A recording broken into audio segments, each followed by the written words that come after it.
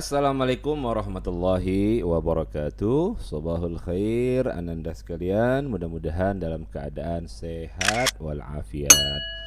Innal hamdalillah nahmaduhu wa nasta'inuhu wa nastaghfiruh wa na'udzu billahi min syururi anfusina wa min sayyiati a'malina may yahdihillahu fala mudilla lahu wa may yudlilhu fala hadiyalah.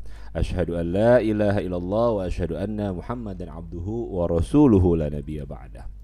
Allahumma salli ala Sayyidina Muhammadin wa ala alihi wa ashabihi wa azwajihi wa dhurriyyatihi ajma'in. Rabbi shrah li sadri wa yassir li amri wa hlul 'uqdatam min lisani yafqahu qawli, amma ba'du.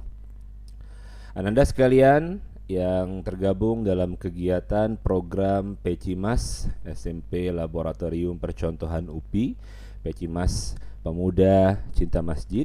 Alhamdulillah sudah 3 pelajaran, 3 hadis kita bahas dalam pertemuan Pecimas setiap hari Jumat. Sekarang kita akan masuk bersama-sama pada pelajaran yang keempat, ya. Bagaimana keadaan manusia nanti saat dibangkitkan. An Jabirin radhiyallahu anhu qala an-nabiyyu sallallahu alaihi wasallam yub'atsu kullu 'abdin 'ala ma mata 'alaihi, rawahu Muslim. Dari Jabir, sahabat Nabi yang bernama Jabir bin Abdullah, Jabir radhiyallahu anhu berkata, bersabda Rasulullah sallallahu alaihi wasallam, setiap hamba, perhatikan ananda sekalian, setiap hamba akan dibangkitkan pada hari kiamat, pada hari kebangkitan, yaumul yub'atsu, ya, yaumul ba'ats, ya, di hari kebangkitan sesuai dengan kondisi ia dulu telah mati. Hadis riwayat Muslim. Hadis ini mengabarkan kepada kita bahwa bagaimana kondisi kematian setiap manusia, maka seperti itu juga pula dibangkitkannya manusia tersebut. Artinya kita berharap sebagai mukmin, sebagai muslim yang beriman, berilmu, ananda sekalian, siapa yang tidak mau setiap manusia menginginkan akhir hayatnya dalam keadaan husnul khatimah. Mudah-mudahan kita semua, ya, terkait dengan hadis-hadis yang lampau yang sudah kita pahami dalam pelajaran pertama, bahwa di alam kubur hanya amal kebaikan yang akan menemani kita. Kemudian ada hadis yang ketiga yang sudah kita bahas, bahwa umur yang panjang, ya, umur yang panjang, sebaik-baiknya manusia yang berumur panjang yaitu adalah yang man tala umruhu wa hasuna amaluh, ya, yang panjang umurnya dan baik amal perbuatannya. Maka itulah yang menjadi indikator sebagai makhluk Allah, hamba Allah, ciptaan Allah yang nantinya akan masuk dalam hari kebangkitan nanti dalam keadaan baik, ya, dan insya Allah dapat menuju ridhonya Allah subhanahu wa ta'ala dan masuk ke dalam surganya Allah subhanahu wa ta'ala. Bahkan dalam kisah hadis yang lain yang diriwayatkan oleh Aisyah radhiyallahu anhu mengenai bab niat dan ikhlas dalam kitab Riyadhus Shalihin pun, kama qala Nabi sallallahu alaihi wasallam, saat itu istri Nabi Aisyah radhiyallahu anha berkata, ketika Rasulullah menyatakan bahwa seluruh pasukan yang menyerang Ka'bah, bahkan seluruh yang mengikuti pasukan tersebut akan dibinasakan Allah mulai dari barisan pertama sampai dengan barisan paling akhir.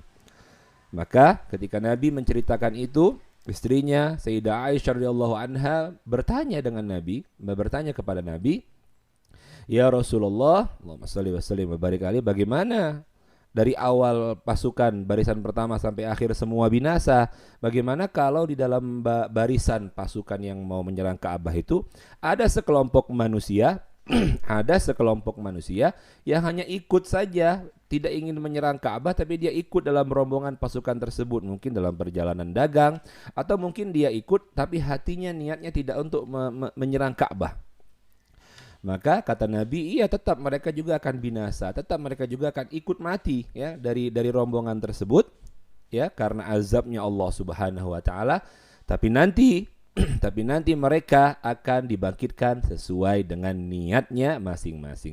Ketika wafatnya, ketika matinya manusia tersebut tergantung dengan niat ya, dan tujuannya, maka dia akan dibangkitkan juga sesuai dengan niatnya masing-masing.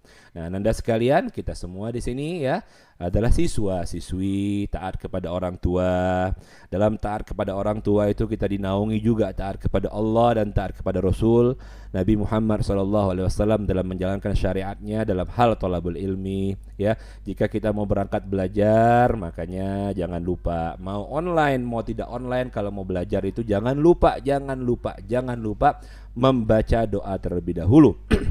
Kita kaitkan niat kita kepada Allah Subhanahu wa taala dengan mengucapkan bismillahirrahmanirrahim, atau dengan doa yang diajarkan Nabi, bismillahirrahmanirrahim, Rabbi zidni ilman warzuqni fahman, atau baca doa yang lainnya, Rabbi shrah li sadri wa yassir li amri wahlul 'uqdatam min lisani yafqahu qawli. Atau kita buka dengan suratul Fatihah ya, semuanya Ananda semua sudah hafal, sehingga apa yang kita lakukan niat karena Allah, terpaut kepada Allah Subhanahu wa taala, insyaallah akan kembali keberkahannya untuk kita dunia dan akhirat. Thalabul ilmi, perintah agama, perintah Allah, perintah Rasul, perintah orang tua. Kita membaca doa, kita berkah dalam mendapatkan dan mempelajari ilmu tersebut, sehingga niat kita akan sampai kepada Allah Subhanahu wa taala. Jika dalam thalabul ilmi tadi, dalam perjalanannya tadi kita wafat, maka wafatnya terhitung dalam kategori syahid. Jadi jangan sampai lupa ya, mau buka laptop, mau buka komputer, menggunakan handphone secara online pun tetap kita mengedepankan yang namanya sebelum thalabul ilmi tetap berdoa ya, dan menautkan niat kita kepada Allah Subhanahu wa taala. Mudah-mudahan ini semua menjadi pengingat kita bersama, pengingat Bapak dan Ananda sekalian kelas 8 SMP Laboratorium Percontohan UPI Universitas Pendidikan Indonesia dalam program PCIMAS yang keempat ini. Mudah-mudahan vlog ini bermanfaat. Silakan disimak dengan baik sehingga bisa mendatangkan keberkahan untuk kita bersama. Terima kasih. Subhanakallahumma wa bihamdika asyhadu an la ilaha illa anta astaghfiruka wa atubu ilaik. Assalamualaikum warahmatullahi wabarakatuh.